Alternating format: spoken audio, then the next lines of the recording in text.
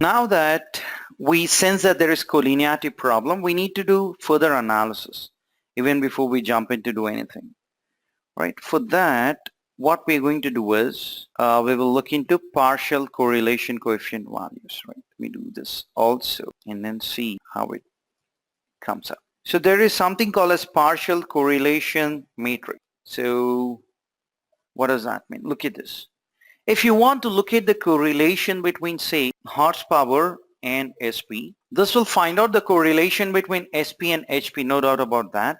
But the other variables also might have slight influence on this value by the virtue of its derivation. Though you look into the correlation between horsepower and SP, it has slight influence of the other variables on the correlation between this. But if you want only and only the correlation between horsepower and SP without the effect of the other variables on this value, then you need to proceed with partial correlation matrix. And first of all, you need to download and install the package called partial correlation, this package. Once you install and load that, this is a function, COR2 partial correlation. And if you get that, this is how the output would appear. And look at this. This one is horsepower. This is your top speed. Now this value has reduced. So if you look at horsepower and SP, and if you look at the correlation coefficient matrix, the value happens to be 0.9738, right?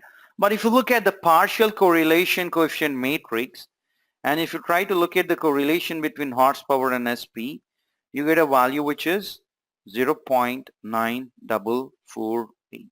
So the difference between these two is the influence that the other variables were having in your correlation coefficient matrix. But here it is slightly reduced. So even if you look at the pure correlation between horsepower and SP, seems like these two are correlated. Hence, the collinearity problem is further becoming stronger, right? So we know for a fact that we are double confirming, we are triple confirming on whether there is collinearity problem or not. Now, park it aside. We have already made a statement, right? Partial correlation coefficient shows presence of collinearity between horsepower and SP, volume and weight. All right. Now, let us build this multiple linear regression model, and this is how you write the multiple linear regression. LM y tilde, and whatever inputs that you want to use for the prediction purpose, use mention in this way x1 plus x2 plus x3 plus x, right? And that's the linear model. And you're assigning the output of that using assignment operator to model.car. So let us do this. Let me erase and let me run this. If I run the model is stored in model.car, and if you do summary of that, you get to see the output, right? First of all, let us try to write this equation, and then we will evaluate on what's going on. Y is equal to beta naught plus, since you have 4 inputs, it is beta 1 x1 plus beta 2 x2 plus beta 3 x3 plus beta 4 x4, right? Now if you, what is it that we are trying to predict? Miles per gallon is equal to, this is your intercept value, which is 30.67 plus, or rather minus, because we have a minus sign there, minus 0.33 multiplied with volume minus 0.205 multiplied with horsepower plus 0.39 multiplied with your top speed plus 0.4005 multiplied with your weight. That's how you write the equation. And what does each sign mean? Negative sign here for volume means that for every unit increase in volume, so as in how your volume decreases, your mileage increases. That is what it says. It is negatively correlated. Yeah. So it says that for every unit increase in volume, your mileage decreases by 0.33. For every unit increase in horsepower, your mileage reduces by 0.2. These two are correct, rather. These two are right. And the third one here says that for every unit increase in top speed, your mileage increases. And here weight says that for every unit increase in weight, your mileage increases by 0.4. This is wrong, and this is also wrong. Top speed, based on subject knowledge, I'm just sensing that. So if the weight of the vehicle increases, your mileage has to decrease. How will your mileage increase if the weight of the vehicle increases? Yeah. So this is violating your common sense or your subject matter expertise.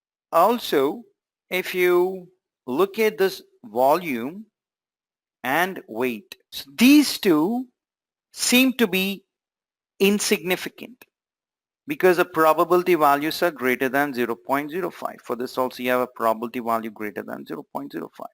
So these two turn out to be insignificant. And we know for a fact that volume and weight also get involved or got involved in collinearity problem. Is that has to do something with this? Maybe.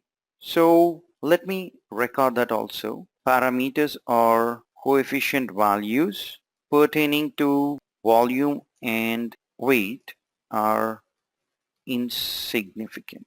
Yeah, this is one more thing that we could sense. So let us proceed further. Now, let us just build a prediction model only based on volume. Yeah, we will do that only based on volume and see what happens. I'm storing the output of this model in model.carv. And here's summary of model.carv. If I run that, volume turns out to be significant. Yeah, volume turns out to be significant. All right. And here, volume was not significant. Now, weight is also insignificant. So let us try to build a model only using weight. Right? And let us try to predict miles per gallon only using weight. And I'm assigning the output of that to model.carw. And if we do summary of this, you get to see the output. If I use only weight is turning out to be significant. But when we use all of the input variables, these two turn out to be insignificant. Now, if I run a model, including your volume and weight, what will happen? Let us see. And we are assigning this model output to an object called model.carv. So let me run this. And that model.carv got created. It is there here. And now if you do summary of model.carv, you get to see the output wherein both volume and weight are insignificant. This also indicates that there is some interaction going on. There is some kind of collinearity problem. All right. That is what this indicates.